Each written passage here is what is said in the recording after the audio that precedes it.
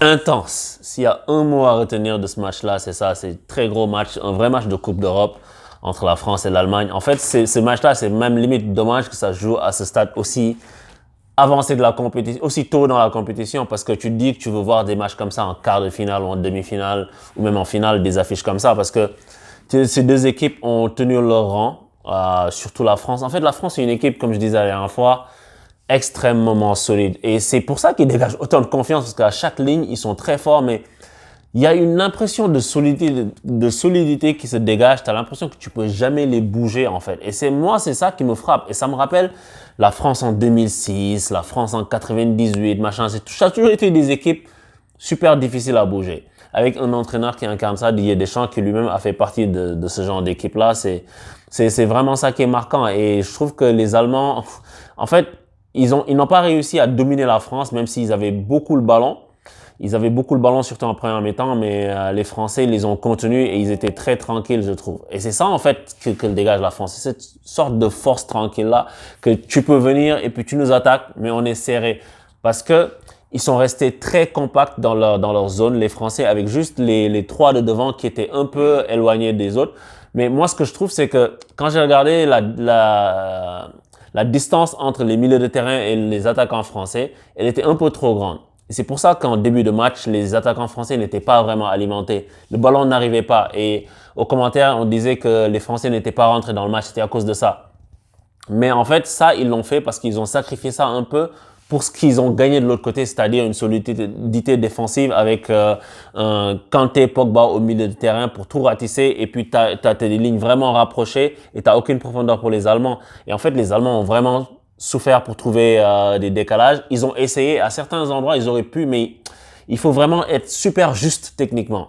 Alors qu'il y a du ballon au niveau allemand, mais Kai Havertz, il a servi de pivot en première mi-temps, beaucoup de déviations pour chercher un deuxième ballon et puis prendre la défense française à défaut.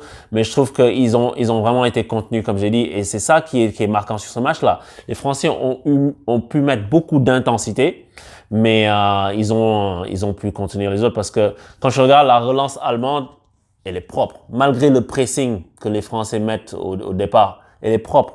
Gundogan, c'est du propre. Kroos, c'est du propre. Les gars peuvent, au bout les Allemands, à un moment donné, ils étaient en train de sauter le milieu pour jouer directement, pour trouver leurs attaquants, mais ça n'a pas suffi. Et de l'autre côté, en fait, c'est un match qui est tellement serré. Et tu te dis, sur des matchs comme ça, la décision, elle vient souvent sur un coup de pied arrêté ou une erreur. Et justement, tu sais, débordement, Mats Hummels, le pauvre, Hummels, c'est un grand défenseur.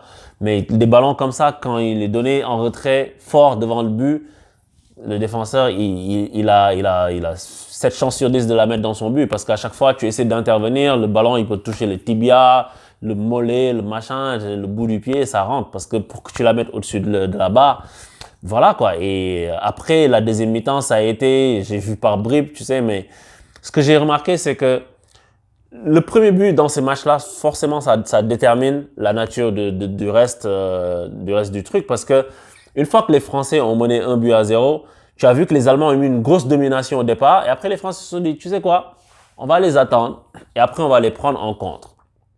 Et on va laisser Mbappé, Benzema, Griezmann avec Benzema et Griezmann un peu plus bas pour relancer Mbappé, un peu à l'image de ce que fait Harry Kane à Tottenham quand il lance Son. Et tu avais Mbappé qui, c'est un cheval, le type.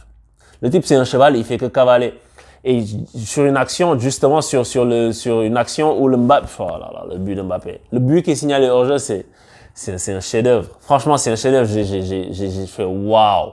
Parce que le contrôle qu'il fait, il sait qu'il est face au défenseur. Ça me rappelle un peu le but qu'il a mis contre le Bayern. Il contrôle, il met entre les jambes de Boateng. Mais là, en fait, il contrôle, il la met pas, il ferme pas son pied premier poteau. Il voit que le ballon va lui rester entre les pieds. Il ouvre son pied, mais c'est intérieur, poteau, rentrant. Oh là là là là là là. Mais rien que pour la beauté du but, il faut pas siffler hors jeu. Je dis une bêtise, mais c'est un magnifique but. Et donc ça te montre en fait la configuration dans laquelle les Français ils étaient avant, avec une autre accélération de Mbappé où l'arbitre aurait pu siffler penalty ou pas, ça se discute.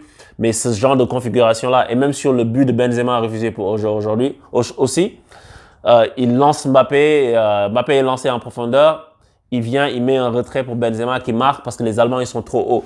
Et une grande partie de la deuxième mi-temps, je te dirais, ça a été cette configuration-là. Et malheureusement pour les Allemands, ils sont tombés sur une équipe de France en très très grande confiance, qui va être très très difficile à arrêter. Je ne sais pas qui peut les arrêter. Moi, je vois que la Belgique a une grosse équipe, mais elle n'a pas encore été testée défensivement, comme je disais. Que l'Italie a une bonne équipe aussi, mais une équipe qui dégage cette puissance de bloc. J'ai pas encore vu ça dans cet Euro. Mais après, le football, c'est tellement aléatoire, tu sais pas. La France est prête, je pense.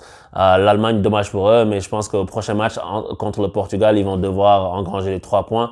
Surtout que le Portugal, de l'autre côté, j'ai pas vu un grand Portugal, mais ça me fait pas même parler de Cyborg 7. Tu sais, le type, c'est un extraterrestre parce que le gars, il fait un match où il vient participer au jeu un peu, mais il est un peu effacé. Je trouve qu'il n'a pas été trouvé souvent. Quand tu le mets, Cristiano Ronaldo, en attaque comme ça, il faut que des joueurs puissent l'alimenter. Pourtant, il y avait des Bruno Fernandes, il y avait des Diogo Jota qui auraient pu lui faire des passes, mais il n'a pas été servi beaucoup. Bon, il en loupe une super belle en premier mi-temps, un super beau but sur le plat, il loupe. Mais après, tu te dis que vers la fin du match, qu'est-ce qu'il va faire? Et le mec, il te sort en doublé. Il sort en doublé avec un deuxième but, il prend le temps d'éliminer le gardien pour mettre dans le but vide.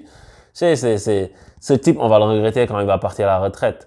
Donc, en tout cas, voilà qui lance cet Euro, qui close cette dernière journée. Et je dirais donc pour cette première journée plutôt, pour ce que je vois dans cette première journée, les grosses équipes qu'on attend à la fin sont au rendez-vous. Je pense qu'il faudra compter sur la France, sur l'Allemagne, même si elle a perdu, sur l'Italie, sur la Belgique. Je pense que là, on tient un quatuor qui va faire très très mal. Donc, je vous dis à très bientôt pour la prochaine journée de l'Euro et puis pour d'autres vidéos sur On pour tous. Ciao!